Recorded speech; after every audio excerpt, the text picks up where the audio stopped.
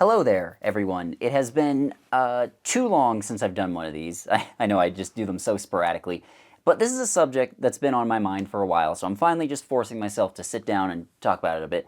And that's basically just the way that the birth rate is dropping pretty much worldwide. A majority of countries have a birth rate where it's either at replacement level or below replacement level. Like the population just isn't growing in large swaths of the world anymore. Pretty much just Africa, the Middle East, and maybe a few other small places around the world are having more people being born than dying. And places like the United States and Western Europe are still having populations go up, but that's largely because of immigration. And for many, many years, I've seen this get bandied around as if it's a crisis.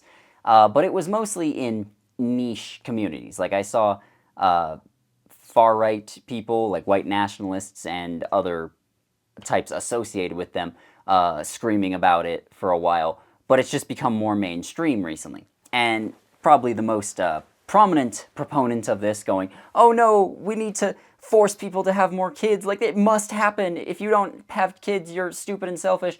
Probably the most prominent examples of this are J.D. Vance and Elon Musk, both of whom are actively working to get Donald Trump elected president right now as we speak, so it's clear that this is mostly coming from the far right, yes. However, again, it's more mainstream. Like, I've seen more liberal types ring alarm bells about this and go, oh my goodness, how can we get the birth rate up? This is an actual problem. And I won't say that these people's concerns are entirely unfounded, because the way our current economic system is set up and the way our society is set up, yeah, we really don't want to wind up in a situation where there's a whole lot of old people who aren't working and aren't, doing jobs like agricultural work, driving taxis, working in factories, stocking shelves at stores, just jobs, whatever else. We don't want to have a whole lot of old people not doing that and a small percentage of the population being young people who have to try and support them. Yeah, that will cause problems, but with technology and automation, I'm sure we can probably work through that. Like, I'm not saying it's going to be perfect, and there will be growing pains, sure, but I really don't think it's that big of an issue on a macro scale. The real reason that this is becoming a bigger issue is, well, like a lot of issues, it boils down to capitalism. Like, it requires constant growth. That means they need new customers and new workers constantly coming in to make everything bigger. They need more stuff being made, more stuff being consumed, more stuff being bought and sold in order to make the line go up, basically.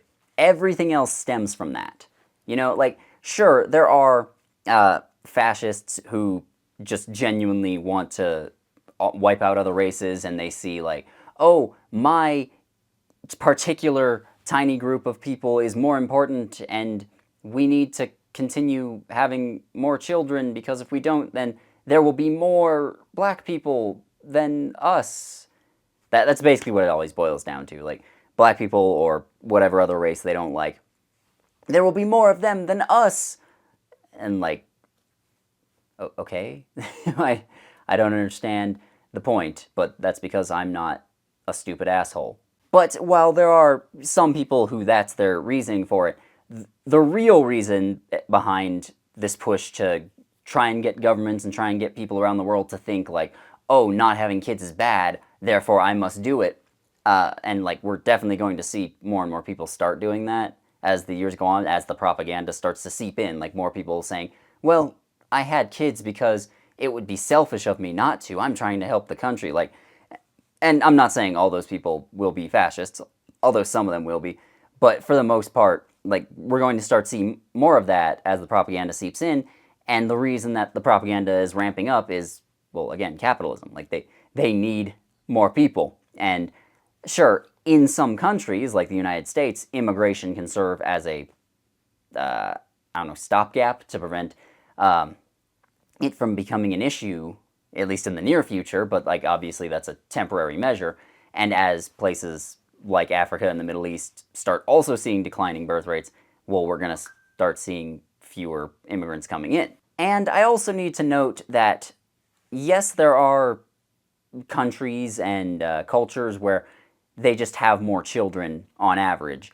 But generally speaking, when those people move to countries like the United States, or the study I saw and am going to refer to here was in Sweden, at first when they come over from places like Somalia, Afghanistan, yeah, their birth rate is pretty high. It's a lot higher than the native population. But you come in 10 years later and their birth rate has dropped, so it's not exactly the same as the native Swedes' birth rate, but it's a lot closer to it. And so some people might be wondering, well, why is that? I don't get it. And that's simply, that brings me to maybe not the crux of this whole video, but the thing that I haven't seen anyone else say. And that's that this is just how things are now. Because here's the thing. In the past, humans, not only did we not have very effective birth control up until the past couple of decades, which I think a lot of women throughout history, if they had an option to have fewer children, instead of like popping out 9 kids and 4 of them die, like I think if they had the option to instead have 3 kids and they all live to adulthood, most of them would probably have taken that. And so we have better birth control and better, medicine and infant care, so more people live longer. So in the past, you had to have a lot of kids because, well, the more kids you had, the higher chance that you would have of raising them to adulthood. The higher chance you had of being able to successfully take care of at least some of them and raise them up and see them off into the world. And that's what most people want to do when they have kids. They want to make sure that they're well taken care of. Whereas in the modern world, it has switched. Because in the modern world, if you have like 2 kids, 3 kids, you can probably have the resources necessary, like not just time, but also money and other things, to take care of all of them and make sure that you have a decent relationship with all of them and just raise them right and make sure they're prepared to go out on their own, and when you're gone or when they just move out of the house or whatever, they'll be okay. Whereas if you have 10 kids nowadays, well, you can't really do that. Whereas if you lived on a farm 1,000 years ago, not only did having a lot of kids mean you had helpers to actually help you with all the work, so having kids was a benefit instead of a drain, but again, a lot of them were pretty much guaranteed to die when they were young anyways. So you see all these governments all over the world, in places like Japan, Singapore, South Korea, Sweden, like the United States is probably going to attempt this at some point, but it won't happen. And they're basically just saying, okay, how can we make child care affordable? How can we just give some money to new parents to encourage them to have more kids? And it's just not moving the needle very much. And that's because, like, as much as people like to say, oh, the birth rate would be higher if housing was affordable and we could afford to live, I'm sure that's part of it, but overall, there has just been a massive shift in the way our society works. And you can't undo that. You just can't. And sure, in the future, as the problem starts to become more acute, we're definitely going to start seeing people try to, well, they're going to try and force it.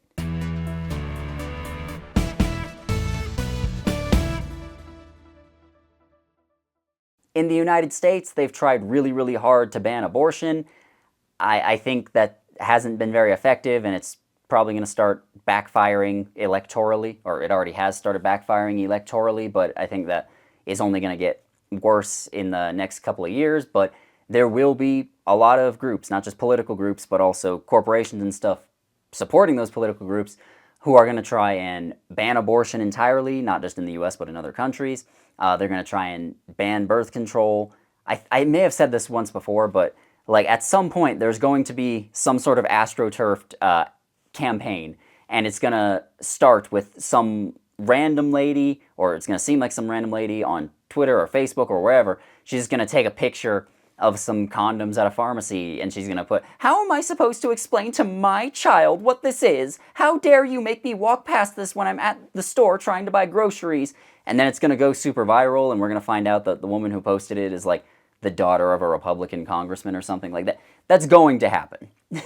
It's going to happen, and it's going to be part of a call, which probably won't succeed, but it will be part of a call to just ban those sorts of things because they're just going to be desperately trying to force people to have kids. And again, it's not going to work. And here's the thing, some of the people who have been pushing for this and going like, oh, well, yes, we must make more children because the world depends on it, have been people like Elon Musk, or I don't remember their names and I honestly don't care to look them up, but like they're those rich people who they kept getting news articles written about them like a year ago. They look like Milhouse's parents. I'll put them on screen here because they're just saying, yes, we must have tons of children to preserve society or whatever. I don't know. Like they're just Nazis. I don't feel bad calling them that. But anyways, the point is, one rich person, which they are creating when they have kids, they're creating a new rich person. They require a massive support network of other people, like, you know, nannies, drivers to help them do stuff, teachers, tutors, whatever, to help them, I don't know, go through life pretending that everyone has tutors. The agricultural workers who pick their food, the factory workers who make all their stuff, like, they require a massive support network. Like, I think it's on a low end, I would estimate like one of Elon Musk's kids requires like 12, 15, 20 additional workers. And so if rich people continue thinking, oh yes, if we just pop out 1 million babies, then the problem will be solved, that's actually going to make things kind of worse because these rich people their kids aren't going to go off and work in a factory or become a janitor or something. They're just going to continue sucking up resources and requiring more and more support. So I do think that might actually be beneficial to workers in the future. Maybe not like next year or anything, but maybe 10, 20 years down the line. I think our labor, is going to be more in demand, and so that's going to drive up wages, put us in a better bargaining position. And obviously I don't know the future, but that's just my prediction as far as that goes. So yeah, this video was maybe a bit less focused than I wanted it to be, but I just wanted to get all my thoughts out there and point out that, yeah, fascism is literally just capitalism trying to preserve itself. Like, as with most things that fascists do, trying to get the birth rate up desperately, and as time goes on, they're going to be more and more hardcore about that, but it is ultimately just done for the interests of organized capital. That's about it. Have a lovely day. Goodbye.